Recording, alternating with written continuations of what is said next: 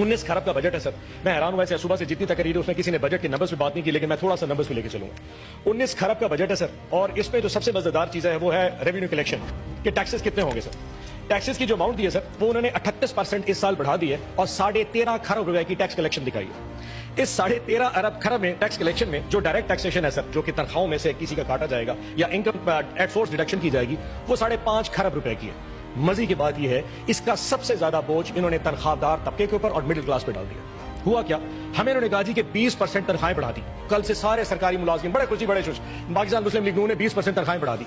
मैं आज सुबह सैलरी का स्लैब लेके आया सर, क्या कमाल चीज है, थोड़ी कैलकुलेशन। दूसरा, पाकिस्तान को भी पता लगे इशू क्या है। एक वो शख्स जिसकी 1 लाख रुपए तनख्वाह है सर, 12 महीने में वो 1 लाख अपना 12 लाख रुपए कमा लेता है। इससे पहले वो टैक्स देता था 15,000 रुपए फिक्स टैक्स था, और 12.5% के हिसाब से वो टैक्स देता था, जो कि 1.5 लाख बनता है। 1.5 लाख जमा 15,000, 1,65,000 टैक्स डिडक्ट करता था। इस दफा हुकूमत ने क्या किया, उन्होंने फौरी तौर पे टैक्स बढ़ा के उसको अब 12.5% था उसको 15% कर दिया, जो कि अब बनता है 1.5 लाख रुपया, 1,80,000 रुपया, और फिक्स टैक्स कर दिया 30,000। ये हो गए 2,10,000 रुपए। सो इससे पिछले साल में वो टैक्स देता था 1,65,000, अब टैक्स देगा 2,10,000। फर्क आ गया सर 45,000 का। इन्होंने कहा जी हमने 20% तनख्वाहें बढ़ा दी।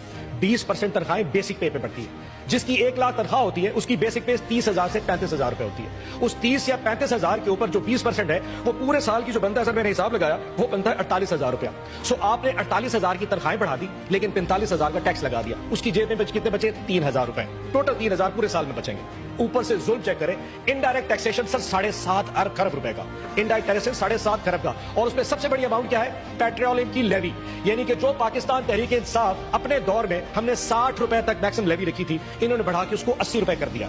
80 रुपए से क्या होगा, हमने सर 60 रुपए जो रखी थी, हम 35 रुपए से ऊपर कभी भी नहीं गए। इन्होंने 60 को 80 रुपए कर दिया है। इसका मतलब यह है कि अवाम अब 20 रुपए इस पूरे साल में पेट्रोल की कीमत बढ़ेगी। वो जो 3,000 रुपए एक तनख्वाहदार तबका इस टैक्स में से 20% तनख्वाह के बचा रहा था, जब 20 रुपए लीटर पेट्रोल बढ़ेगा तो वो और पूरे खानदान के ऊपर जो असर आना है पूरे महीने पूरे साल का, वो 40 से 50,000 रुपए आएगा। बचेगा उसके पास 40,000 और इस हुकूमत के पास चला जाएगा। सो मैं ये बता दूं उस पूरे अवाम को भी और इस हुकूमत को भी कि आपके 20% जो आपने इजाफा दिया है उसकी वजह से मिडिल क्लास पूरी दब चुकी है, क्योंकि आपने जो टैक्स स्लैब बढ़ाए वो बेचारा दब गया। और ये सिर्फ और सिर्फ सरकारी मुलाजमीन के लिए है।